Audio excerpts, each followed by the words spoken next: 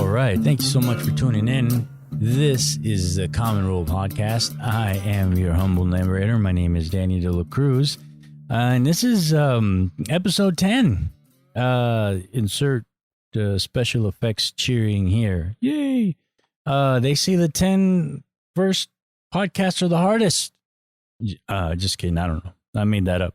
I don't know if that's true or not. But it sounded good. So, yeah, it's a learning process. It's a learning curve. I'm still learning, especially like on the technical side. I hope the audio on this side sounds a lot better than the first few episodes. I'm not going to go back and re-edit those. Fuck that. We got to keep on moving and keep on going forward. Let's let it be a testament to the learning curve.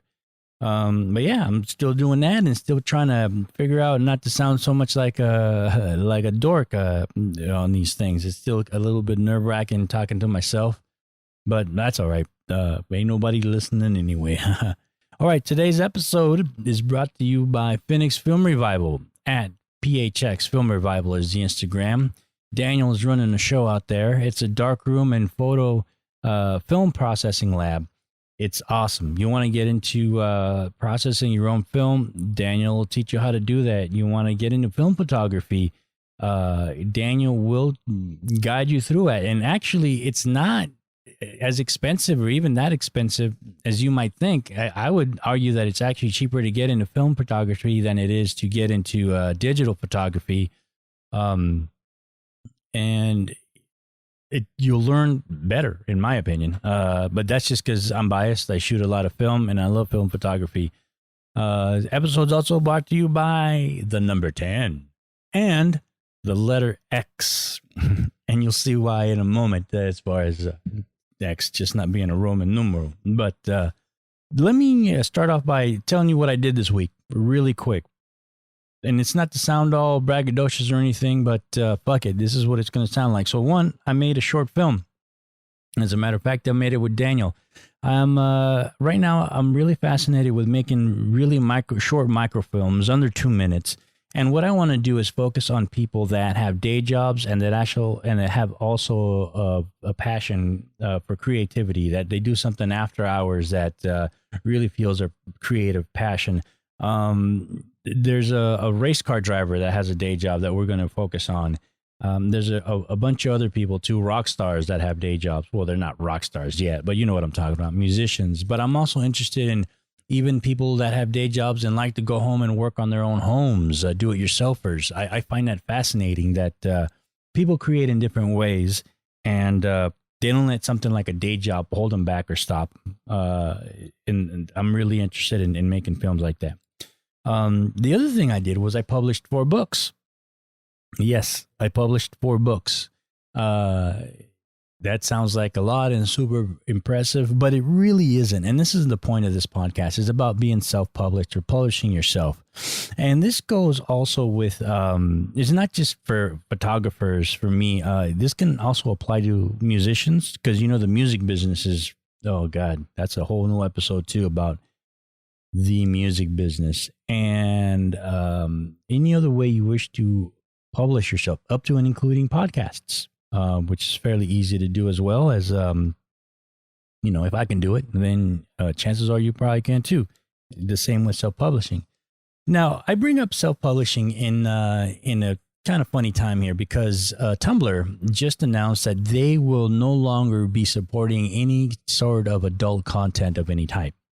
Now, this is probably very specific to my little world, but it could apply to a bunch of other artists and creative people as well. There's everybody's all up in arms about how, oh my God, I can't, nobody's going to be able to see my stuff because Tumblr's not doing this, Tumblr's not doing that. And of course, this is specific to the people who produce adult content. Actually, and it's whether it be as extreme as porn, to people like myself that shoot art nudes. My content is no longer going to be allowed on there. But it wasn't like I was using Tumblr in that fashion anyway, but a lot of people had a lot of followers and were using Tumblr as a jumping off point to get into their other sites, I guess. But I don't concern myself with that because I self-publish. And let me just brag about self-publishing for a second. Now, first of all, it's awesome. at the very basic level, it's yours. You're publishing yourself. You created something, and it could be anything from uploading your song until one of like SoundCloud or something like that. To in my what I do is I publish Kindle books, and I really appreciate Amazon and Kindle for allowing people to publish themselves and express themselves in another way. Creating your own content, like publishing in and of itself, is another form to express yourself. Creating the layout for the book, having the book flow from being extremely intricate and complex to being super simple. It's just another way to express yourself. And I find that awesome. And what it does too is that it now you reframe a little bit, just a little bit of your creative output, because now if you are self-publishing, you are now have somewhere to put your work. You now can be able to create content. For instance, if you want a long project or an album or a novel, you have now, you don't have to wait for anyone to publish you. Oh my God, am I going to get published? Is this going to get picked up or not? No, fuck that. Don't wait on them. Do it on you, man. Go out there, put your work together. Now it's exactly the way you want it. And you can publish it yourself with a little bit of a couple of learning things. There is a little bit of a learning curve to it, but you can do it. It's very easy. If you can write a short story, you're going to be able to figure out how to publish yourself and not have to worry about being picked up or not. And now your projects have somewhere to go.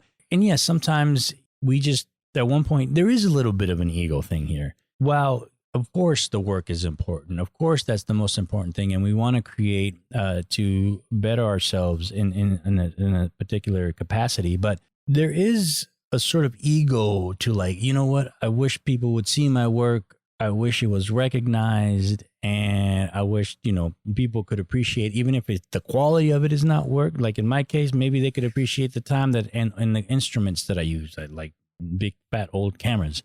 I don't know, something like that. But whether it was an art show that you wanted to put on at your local art gallery, or whether it was just the little stand that you wanted to put out on the art walks that your city may have, sometimes it's nice to have your work out there and people look at it and go, oh, that's pretty cool. That's pretty nice. And, in the event that it even gets more complex than that, people start telling you stories about works that, that how it affects them personally, which it's awesome. And it was only possible because you projected your work. And it's out in public domain now, and it's accessible to more than just you and your mom. So that's the virtues of being self-published. Again, and this applies to something as musicians. You can self-publish your own videos. If you're not interested in making books or ebooks, you can definitely do videos and put that stuff up on YouTube. Act out plays if you're an actor and put them up on YouTube. There's an awesome, just reminded me, there's an awesome, I don't know if they're still doing them. I think it's called Chicken Shack Shakespeare. And it's just these cats, they're walking around London and they are reenacting certain scenes from certain plays in Shakespeare out in the open in the public domain. And it's pretty cool. Sometimes people interact with them, sometimes they don't, but they're doing modern things, reciting Shakespeare. And I always thought that was pretty cool because you don't have to wait for a fucking stage. You don't have to wait for a production. Just some cat, if you want to put your work out there. So nowadays, you can use your own cell phone. Some cat following you around with a cell phone and you're reciting fucking King Lear, you'll be all right. Now, I bring this up, the self-publishing bit, because at least in my neck of the woods, the little genres that I run into, being published is a buzzword. It's one of these things that's supposed to attract clientele. And it's fucking bullshit. You look at people's Instagrams or online profiles and it's like, oh, I've been published 10 times. I've been published this, published that. And then you look at what it is that they're published in and it's crap. It's so saturated that it doesn't mean anything anymore, to the point where it's only meant to attract the people who are not savvy about being published. And they're out there. And yeah, it's meant to generate business. One of the things businesses do is hold photo contests or art contests and say, hey, we are looking for a bunch of artwork to see what we're going to use for our logo. Please, everybody submit your artwork. The winner gets a gift certificate and a pat on the ass. And we get to use your artwork for free forever, as long as we want. And we get to make money off of your work, but you don't get shit. That's basically the contest name. And it is fucking terrible. I hate that. Those things are fucking bullshit. But don't get me wrong, they're clever as fuck and they get away with a lot. But it's bullshit. And I learned the hard way. I used to do those things. It's not that cool. You're not going to get anything out of those. It being published in that sense is not cool. You're getting fucked. And while it might be nice to see your work, they're the ones making money off of it, and you're being taken advantage of. So if you're going to give away your work, and let me go into this for a little bit. If you're going to give away your work in that sense because you want exposure, you want something that, be very, very discriminating. And look at the quality. Look at who you're giving away your work to. In my aspect, there's only like two things I would really, well, maybe there's a couple more, but there's a couple of things that I would give away my work to. One is charity. Hey, if they want to auction off some of your work to raise money for the kids somehow, boom, here, have a couple pieces, have fun, do what you will with them. And the other one is like some of my favorite periodicals out there. Those are that have quality, that print on quality paper, as opposed to that bullshit magazine, cheap ass shit that will probably make my work look like shit, even more like shit anyway, whatever. But those are the two venues where I'm going to release them. If you do want to continue that way, let me give you a couple of pointers here. If you do want to continue to give your work away to certain publications, work your angles. Being properly published does mean being properly paid or compensated. Back in the olden days, the little city rag magazines would once in a while put out a fashion editorial thing in the middle of their magazine so that it could, I don't know, just feel like they're a real magazine. But what they wanted to do was, under the premise that they are given exposure to local artists, all they are is getting content for free. So all the stylists and all the talent is working for quote unquote exposure. Now, that's pretty much bullshit too. And I learned really quickly that I wasn't getting much out of that anyway. So you got to work your angles. So what I started doing was saying, okay, well, if the shoot is not going to pay cash, then it'll pay for everyone's food and drink, maybe a couple of cocktails after the shoot, all about the bourbon. And I will get ad space somehow. This is what I would charge for a shoot, and you will give me ad space that's comparable to that in your magazine. That seemed to work, and I did get a couple of gigs coming out of that way. I did a radio show once where the dude wanted me to do something. Bam, I got a plug on the radio. I got a little bit of that. Possibly in this day and age, podcasts. Wink, wink. And now, actually, social media is a thing now. The Instagram is ad space. There's a reason why people that have millions of followers, and you know who they are, they charge upwards of $500 to $1 million an ad on their thing, on their feed, because people will look at that and it is worth it. So if you're interested in that, you can look up those numbers on your own. They're rarely available on the internet. But yes, Instagram is also a way to work an angle. But I can't stress enough how self-publishing is the way to go, especially in the music industry. You don't have to worry about record labels anymore. As an author, you don't have to worry about editors and publishers, cock blocking you the whole time. You can just make your own book. Amazon Kindle is reasonable. It is a way to put your book out. At the very least, it is a way to get noticed. In my case, I love photo books altogether. But I'm not Danny Clinch. I don't have a catalog of portraits of icons that I can draw from. And then my favorite publisher goes, oh, well, we're going to make a 300-page book out of this and sell it for $40 on a good day, or Christmas, on Black Friday. Unfortunately, I just don't have that publisher. I have a bunch of what I think are really great portraits of my favorite musicians and other people.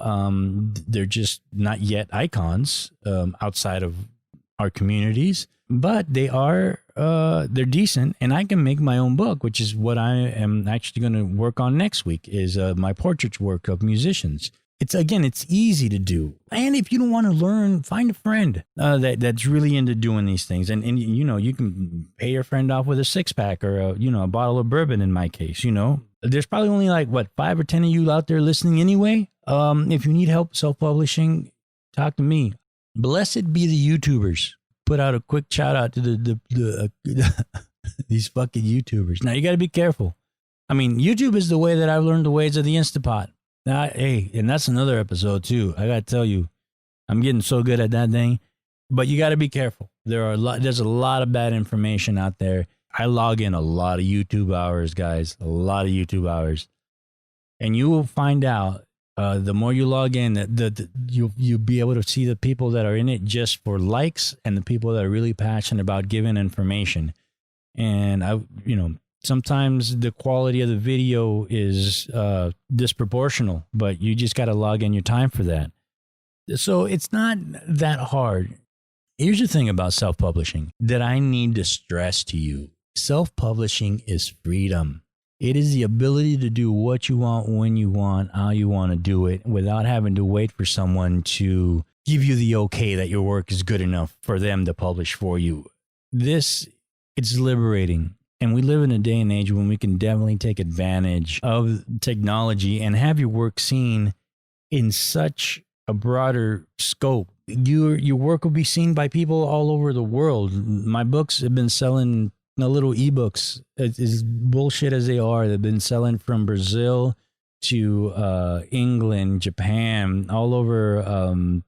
There's some guy, I think, in like Eastern Bloc Europe that, I say a guy because there's like one dude that keeps buying the books, and you can see the stats. Anyway, the point is that your work is going to be able to seen on a broader sense by people that otherwise wouldn't be able to see your work. All right, guys, there's let me see what time. There is it looks like there's a little art festival out here in Phoenix today. I'm going to go check out. There's a cool band playing. I'm going to go check that out here. I got to go see what that's all about. Hopefully it brings about really cool photo opportunities. And if not, fuck it. I'm on about. All right, guys. Thank you so much for listening. 10 episodes up, 10 episodes down. Love it. You guys have a great day and enjoy your